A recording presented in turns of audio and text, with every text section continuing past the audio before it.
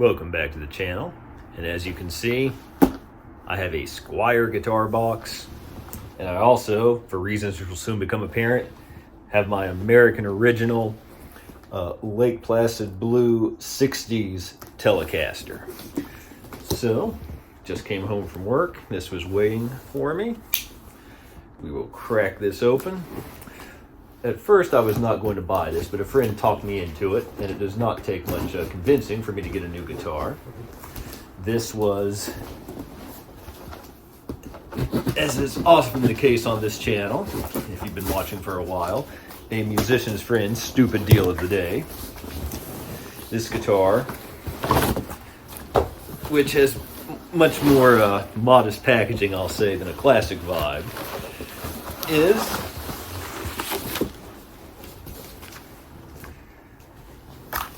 a Squier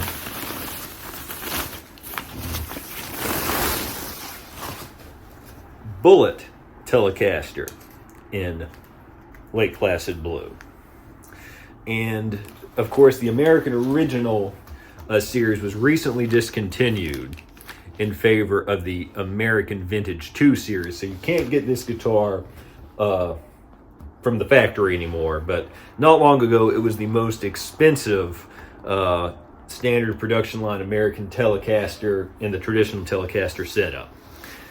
This is the cheapest guitar that is legitimately, legally a Telecaster. It is regularly $200. I purchased it for, I think it was $129.99. And again, I wasn't going to do it, but I was talked into it, and it doesn't take much convincing.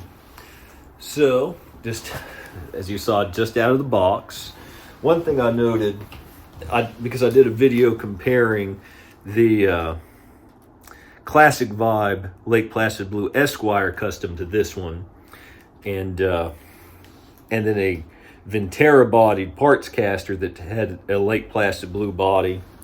The Squier colors are just closer to the American ones than the Mexican Fender ones in terms of the color. They just are, in my experience. I think Lee Anderson said that in a video, and I agree. But before we get into the comparisons, I have to say, I've never had a Bullet before. The first thing I noticed is that it is definitely thinner bodied. The frets ends feel, for a $130 guitar, extremely nice. And I'm really impressed by that. They look pretty well polished too. Again, this is literally out of the box. The fretboard looks nice. I'm assuming it's Indian Laurel, but I'll look and make sure about that. The body is poplar. Again, decidedly thinner. I'm not sure if you can, I'm going to do a detailed, you probably can't tell much from that angle. And the binding sort of creates an optical illusion, but definitely thinner. But otherwise, still getting some packing materials off. This is, let's see.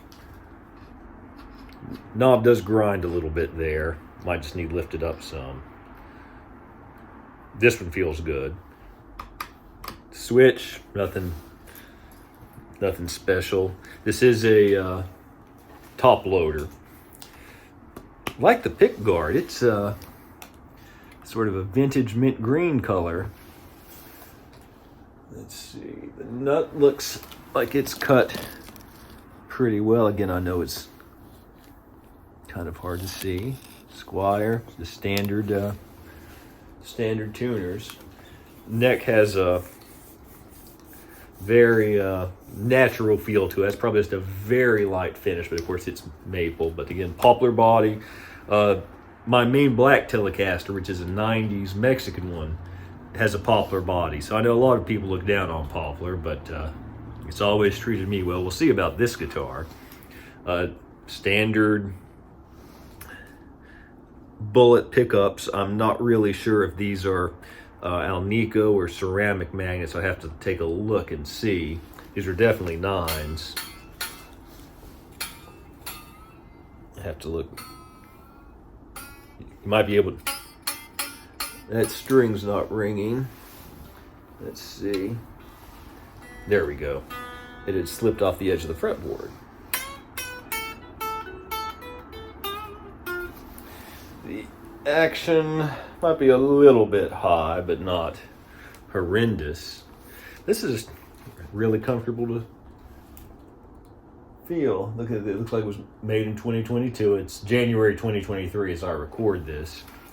But just first very initial impressions, I'm really impressed that for $200 regular price and $130 on sale, you can get a guitar of this initial quality. I'm going to take a very detailed look at it here in a moment and play some sound samples, some blind sound samples too. We're not going to go crazy with those today, just a few for a general idea, and see what this guitar can do.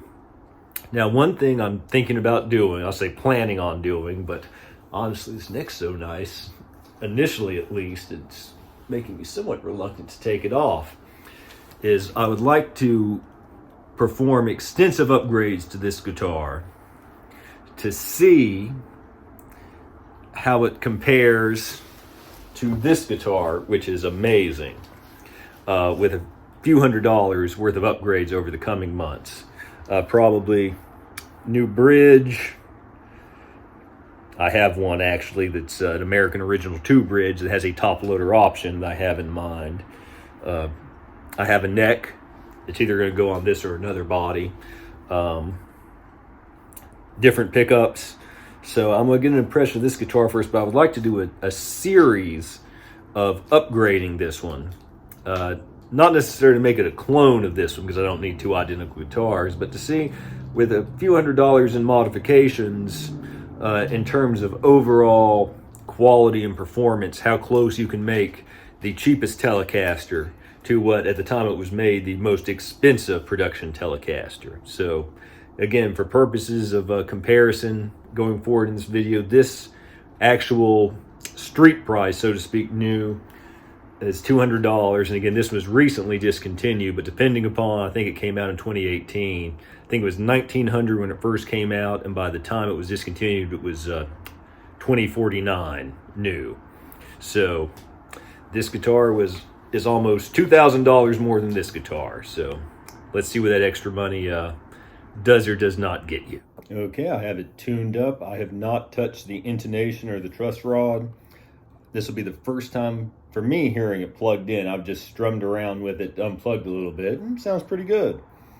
So this is through the Boss Katana clean channel. I'm using the Katana because I wanted to use something to start out that is something more like what a beginner would be using rather than a more expensive tube amp. So let's see.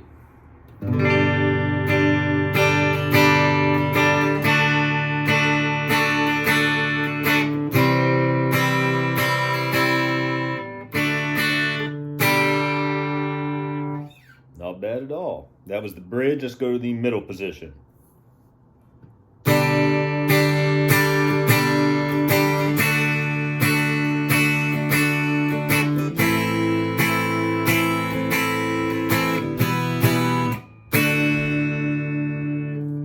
Good. Neck.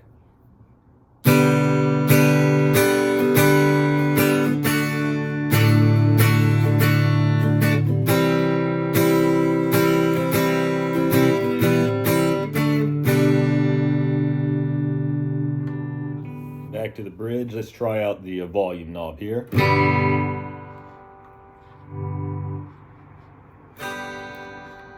Yeah, 10. That's about 5. Then nothing after about 3. Try the tone.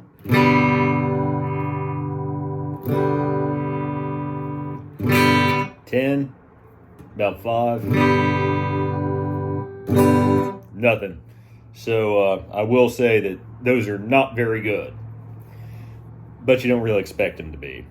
So a little bit more on the bridge pickup.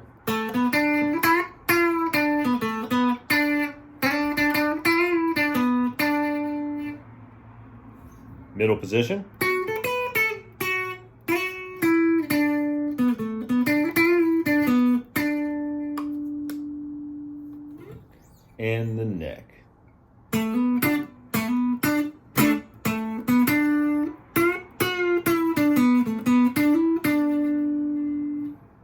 Okay, let's try some higher gain sounds now. Okay, now we are on the lead channel of the Katana bridge pickup.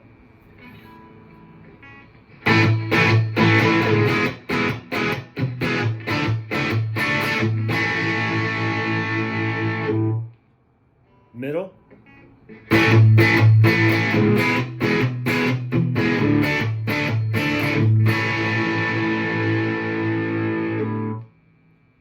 Neck pickup.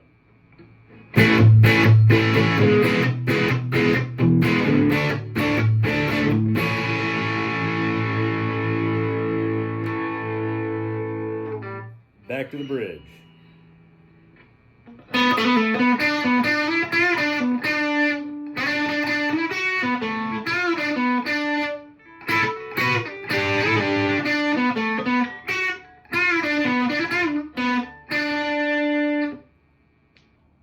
Middle position.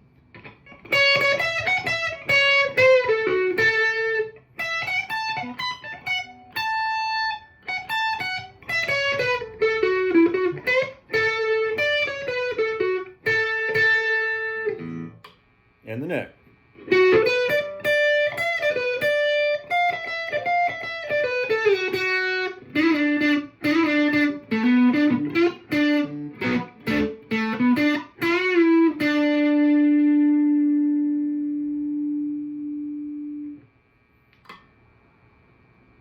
Not bad.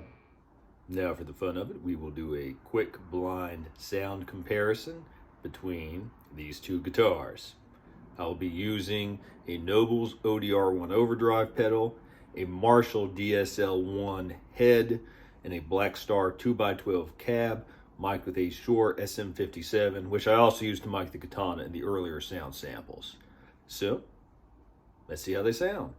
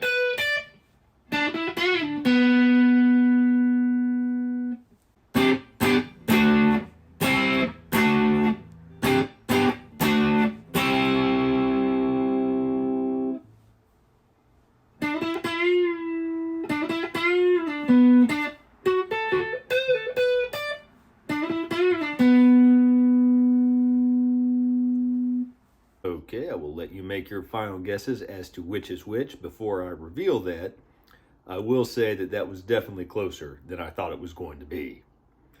Guitar A, without any further ado, is the American Original Custom Telecaster. Guitar B is the Squier Bullet Telecaster. Really, I was impressed by how close the Squier was able to get to the American Original. I think the only differences are the Squier in the bridge and middle positions is just ever so slightly harsher, but hardly at all. And the neck, there's a bigger difference. The neck position of the Squier sounds a little bit muffled. And looking at the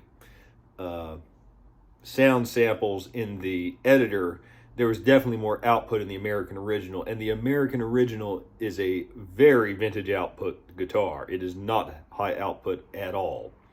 So, not that it sounds bad, but it's a little bit dark sounding and a little bit weak sounding in the neck pickup of the Squier, but not bad. And I think that for someone who is just a beginner, it would be perfectly fine. So I think that now we will take a closer look at the details of the Squier and see what makes it tick. Let's take a little bit more of an in-depth look here. So we have the pickup here. So you can tell the pole pieces are not really staggered, but they are raised a bit. That seems to be pretty common on Squiers. Even the classic vibes have the 6-saddle bridge here, which is better for intonation. Some might say not the best for the vintage tone. I have Telecasters that are both. It's a very small difference in terms of the tone. It's just a matter of personal preference. It's not really better or worse. The electronics standard layout. Take a look under here. So you can see it does have the tiny, tiny alpha pots that, quite frankly, based upon, and the alpha switch. The switch is fine. I've not the most substantial feeling, but I've had no problems with it so far. The pots don't do a very good job. They have very little adjustment. So if you were looking to upgrade this guitar, that would probably be the first place you should go. But the wiring looks very nice. Feels like shielding paint in here. And then we will go. Love the mint green pick guard. I think that is a great touch on this guitar. It's little things like that that make a very inexpensive guitar like this feel more special.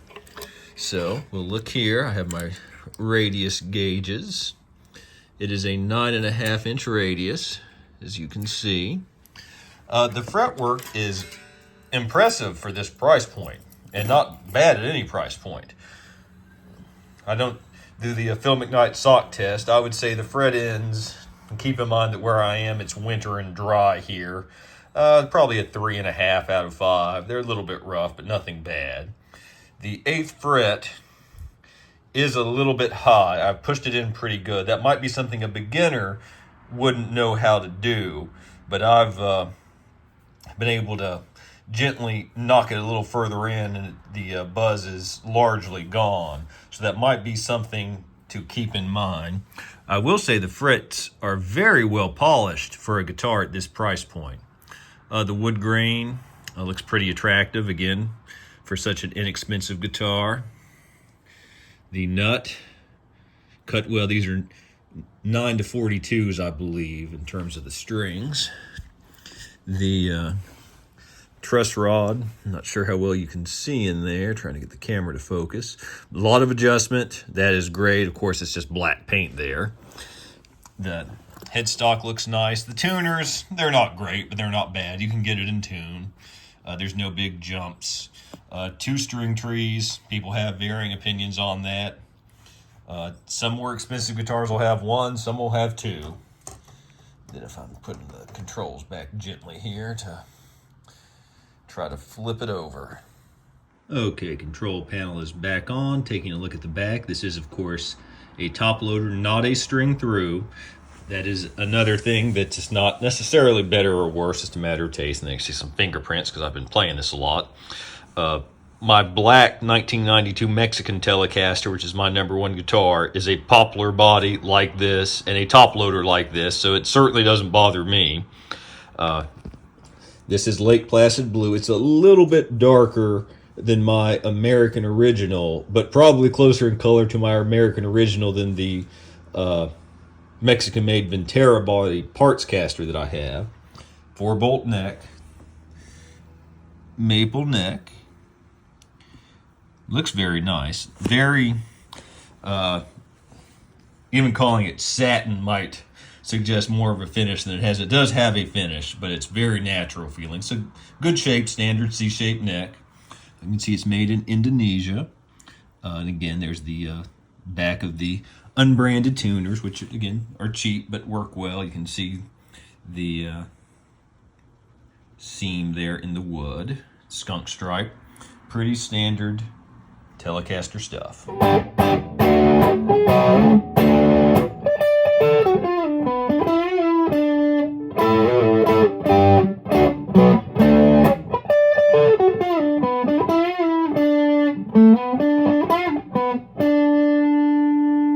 Okay, my final thoughts on the Squier Bullet Telecaster. First, I will look at it as a guitar for a pure beginner, and I would give it about an A- for that.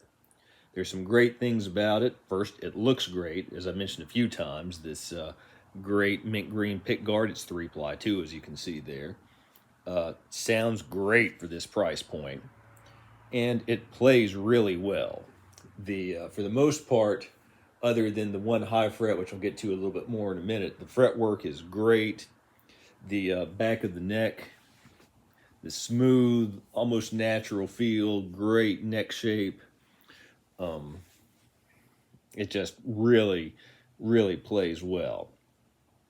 The negative things, there's not very much adjustability in the controls. I feel a little bit hypocritical saying that, as I am someone who is typically turning both up to 10 the vast majority of the time. But I do like to roll down the tone a little bit if I think the guitar is a little bit harsh, and there's many situations you might need to roll the volume down, and there's just not a lot of adjustment.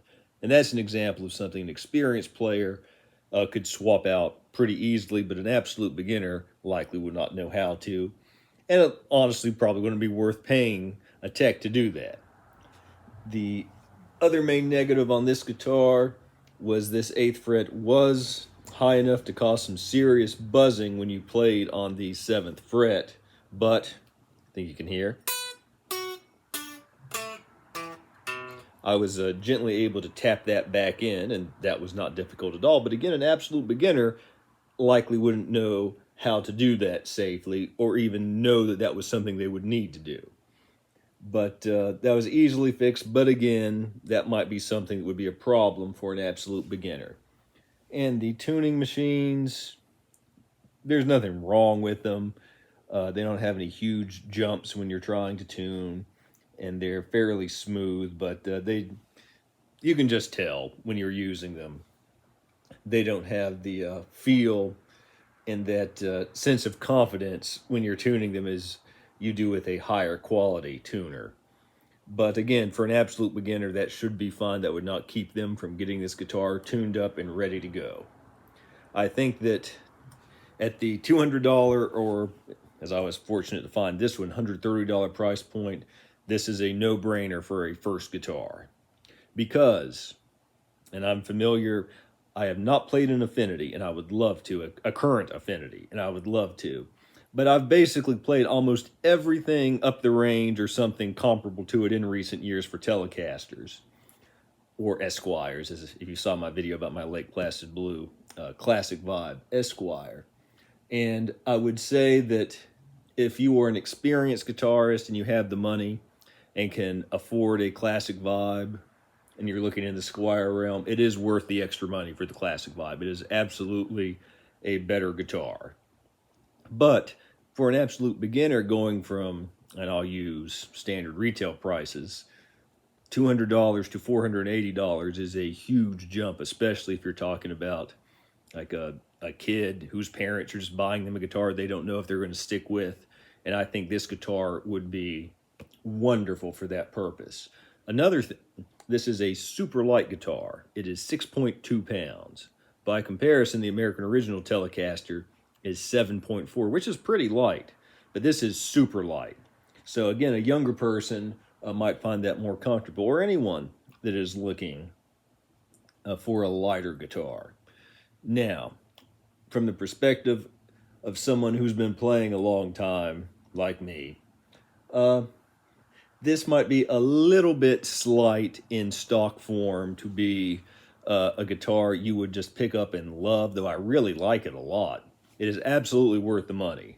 I mean, it is more than worth the money, whether it's $130 on the Musician's Friend Stupid Deal of the Day or the full $200. So make no mistake about that. You will get more than what you pay for. But again, the classic vibe is substantially better. The Mexican line is substantially better. And even though it didn't sound hugely better, just slightly better in my opinion, there's just absolutely no comparison overall between this and the American original. This is a nice neck, nice shape, but it is just a world of difference. Just the feel of quality playing the American original. Now, obviously, those are not two guitars people are likely to cross shop. But all that to say that if you're an experienced player and have the money, this is likely not going to be, I mean, even have the money to get a classic vibe, and you're looking for, say you're not a Telecaster person and you just want a Telecaster, get the classic vibe.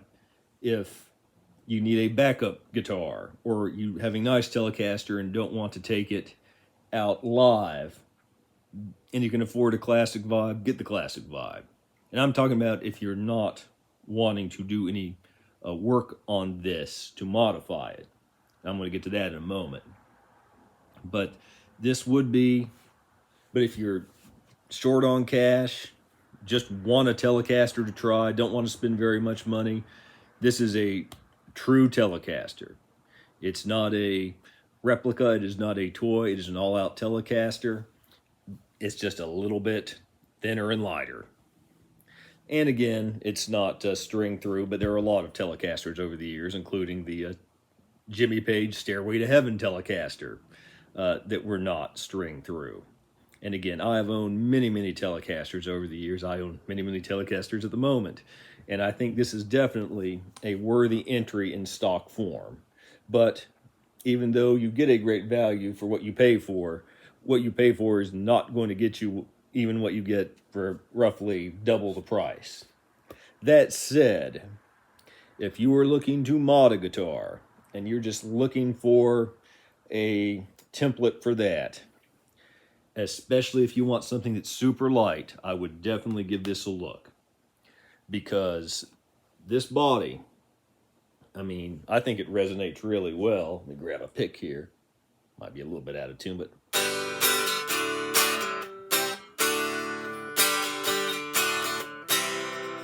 I mean, and I can feel it resonate. It's a resonant, very sound acoustically guitar. So if you did put some higher quality pickups on this, some higher quality electronics, higher quality tuners, honestly, I think that the only thing you would absolutely 100% have to change if you're a serious player would be the pots. You would probably want to change the switch. The pickups are fine, but anytime I get a cheap guitar, cheap in terms of price, swapping pickups is one of the first things on my mind.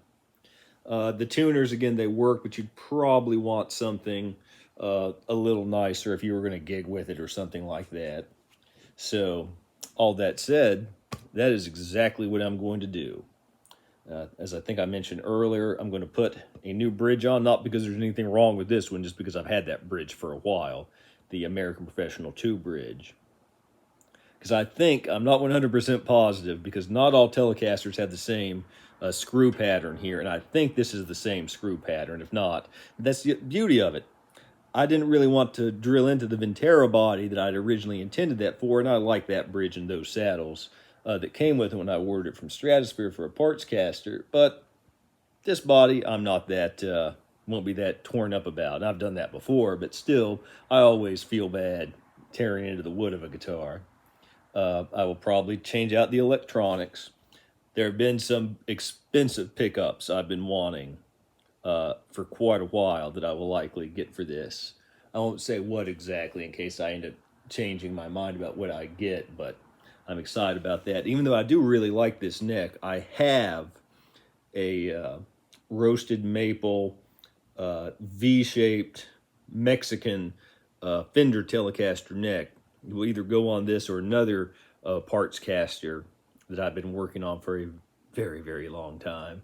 I haven't decided which one yet, just to see what it's like with that change. And this would hopefully be a series of videos, and with each change I would like to compare how the guitar is now to how it is after that change, or at least how the guitar would be prior to the change, because I'm not sure I can, as multiple things get swapped out, that might become difficult to have the baseline reading, so to speak. But I think it'll be a lot of fun to mod this. And one thing I'm going to do, as I think I may have said at the beginning, not that I'm wanting to make it a copy, but see if with a few $100s in parts in terms of quality, just how close I can get this to the American original.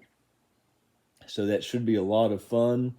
So again, hopefully that will help you depending upon where you are in the world of guitar players and your experience on deciding whether or not this is something you'd really like to seriously look at. But again, if you're just curious, give it a try, especially if you can find it on sale. If you like it, you'll get a rock-solid guitar for a great price. If you don't, you can always turn around and sell it and get most, if not all, of your money back. So if you have any questions, please comment and leave them below. Please like and subscribe. And until next time, keep on rocking.